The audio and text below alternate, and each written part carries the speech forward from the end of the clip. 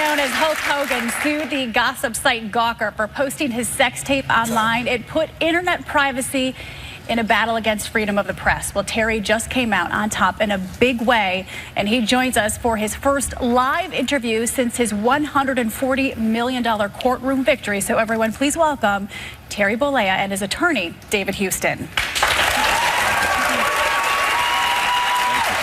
Terry, David, thanks for joining the Hot Topics table today, guys. I just want to set the story up for those at home. What just happened? The courts just gave you $140 million in damages from Gawker Media because they say they violated your privacy by publishing a sex tape with Heather Clem, who was the former wife of your former best friend, radio personality Bubba the Love Sponge Clem. Okay, so when that decision was announced in court, you absolutely melted. You burst into tears. I can see you're emotional right now. But why was that moment so emotional for you? Well, it's been so long. It's been almost 3.5 years since the rumors started, and it's just crazy dark cloud that I was just living with, and it hasn't stopped. But one of the problems I had was so many people in the media and so many people on the street were going, oh, well, maybe he's in on it, maybe he's doing something to make money, maybe it's a wrestling angle. And the whole time I said, guys, that's not me. I didn't do this for profit. It was a horrible decision, low point in my life. But at the end of the day, they had a verdict sheet, and I knew what the boxes were that were checked. And once they checked the first one, that was okay. But the second box meant that we won, and people actually believed me.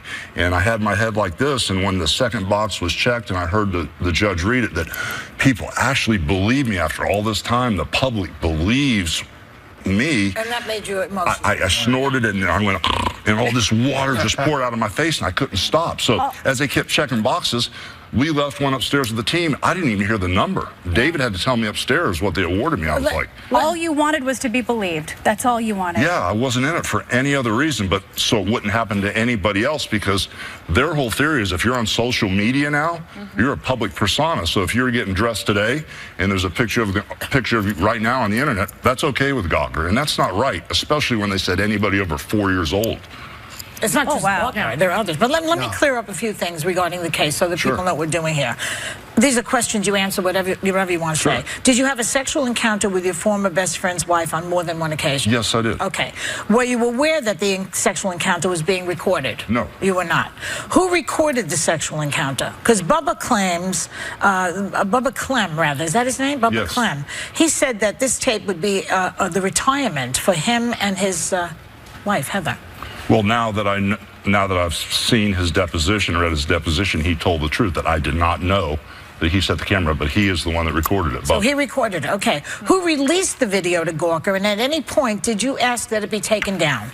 The release of the video is kind of a long, complicated story. We know it went from a DJ in Tampa to a fellow by the name of Tony Burton here in New York, who then arranged to get it to AJ Delario at Gawker. So Terry, why did you do this? Why did you agree to engage in a sexual encounter with your former best friend's wife? And do you have any regrets about it? I've got a ton of regrets about it. It's the worst decision I've ever made in my life, but it's such a long story. I'll give you the Reader's Digest version. Low point in my life, career, wife, marriage, pretty much non-existent. Yours. Yeah, and low point in my life, and it started out as, I knew Bubba had an open marriage with his wife. They talked about it on the radio. With Heather. With Heather. And they started, asking me, hey, would you do this, would you do that? And I just said, guys, knock it off. Then it got to the point over a couple of years, it was almost like a joke, almost like poking the bear, and it kind of like became a joke between guys, stop it, knock it off. And then when I bottomed out, everybody was gone. Wife, kids were nowhere around. My career was tanked. Just everything was going wrong. Bubba was there holding my father when my father took his last breath and died in my arms and Bubba's arms. He was my only friend. He was the only guy with me. I wasn't wrestling. I wasn't around the camaraderie of the guys in the locker room. I was really at a bad spot, and I knew it was wrong. It felt wrong, and I just made a horrible decision that I live. Were you attracted to her at all? No, she was a friend. I mean, it was Bubba's wife. I'd seen her 5 or 6, 7 times. They invited me over one time for Thanksgiving. He had a racetrack a couple times over. I really didn't know her very well. How did you said that you were unaware that you were being recorded? How did you ultimately find out that a sex tape had been made and then was published online? Well, I didn't know at first. There were a couple still pictures that popped up, and I called David immediately. What's going on? And I called Bubba. I said, what's going on? What's going on with this? And he immediately said, well, Heather must have done it. Heather must have done it, his ex-wife at the time. So it was just a rumor, but the stills came up, so I didn't know there was a sex tape out there in the beginning. At that point, we were trying to chase it down and figure out who had what, who had done what. And it's almost impossible in the internet world to get your hands on anything. It's literally like chasing smoke. Did you ask them to take it down right away? Yes. Okay. Well, what's you have now, I think, set the threshold for what we hope for this kind of conduct and the accountability of it. You got $140 million. What are you going to do with it? If you get the $140 million. Well, I don't have the $140 million. Why wouldn't you get it? It's just a piece of paper. They'll appeal it, and they'll do whatever they have to do for years and years and years. Who knows? But I made my point. Even if I lost, I made people aware that this shouldn't happen to normal people, and especially any kids that are on social media. If the kids take pictures of them at high school, Gawker's the ultimate bully, and I just didn't want it to happen to you or anybody here. It's just we got an email yesterday, 2 days ago, from a gentleman that had this happen to him, from his wife. She was thanking us for what we did. He committed suicide and killed himself. I'm telling you, it's devastating. It changes your world. When I shake his hand, if he's a Hulkamaniac, I'm thinking, what do you think of me now? Did you see the tape? What do your kids think? The kids go for Hulk Hogan videos to watch WrestleMania. All of a sudden, Hulk Hogan sex tape pops up. I mean, come on, guys. A lot of people think that's just a canned answer, and it's not, because we spend a great deal of time going over this, the motivation, why go forward, the exposure. And really, it was about trying to stop them from doing this to other people. Well, because exposure was there. And good things. Don't you think they're under pressure to constantly bring up dirt? Yes, and that's really what Gawker was about. It was required they have so many posts per day. Right. I know that you said that they messed with the wrong guy. Terry and David, stick around. We want to talk to you about some of the racist comments surrounding this case, but also how you were able to tell your kids that this happened, which was, I know, really tough. Stick with us. We'll have much more with Terry Bollea right after this break.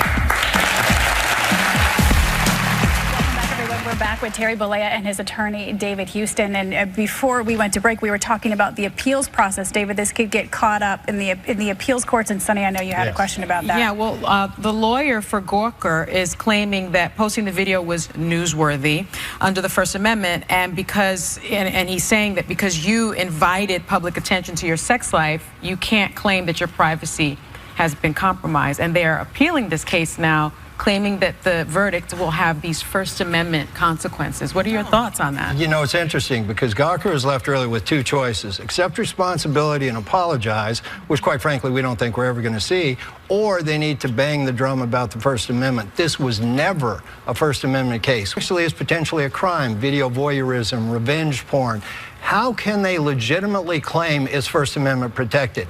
Mr. Delario on the witness stand admitted the sex video in reference to the private parts of Mr. Bollea was not newsworthy. Mr. Denton claimed if it was gratuitous from Gawker that it was not protected by the First Amendment. This has never been a First Amendment case. Well, it's a privacy issue versus the First Amendment. Exactly. Right? The defense is saying that there's evidence that hasn't been put out there, that there are text messages between you and Clem, that you almost, they allude to the fact that maybe you knew that you were being recorded and that this happened multiple times. So what evidence are they pointing to? If you regard the text messages, it clearly points out Mr. Bollea did not know. And also, if you regard the vast amount of that documentation, it indicates Mr. Bollea did not know. But what's compelling in this case is what the jury said when they were interviewed in part. They said they watched the video and that sealed it for them. It was obvious Mr. Bollea did not know. But all the text messages, I was going, why did you do this to me? Please tell me why you did this. Why did you do this? Once TMZ told me that Bubba was turning the camera off saying, this is for our retirement. Well, it's an ultimate betrayal. You felt like they set you up. He was my best friend. At that time, he was the only person I had. Wife, my son and daughter were gone, my wife. It just all happened. It was crazy. I want to give you the chance to and the opportunity to clear some things up that have been in the media. On the video, excuse me, you made some comments about your daughter dating a black man. Yes, I did. And you also used the N-word several times and even called yourself a racist. What do you have to say about that? Probably the stupidest thing I've ever said. The people that know me know I'm not a racist. When I got remarried, my minister, Afro-American minister, Michael Beckwith, I go to predominantly Afro-American church, Agape Spiritual Center. Everybody that knows me knows I'm not a racist. Even the WWE knows I'm not a racist. They had to do what was best for business, for their company. But for me, everybody that knows me knows that's not who I am. But you used an epithet, so why did you say that? Why did you use the N-word? Because I was mad about the way my daughter was being treated, in my opinion. I thought she should get out of the relationship. I knew the young man for 6 years. We got along great.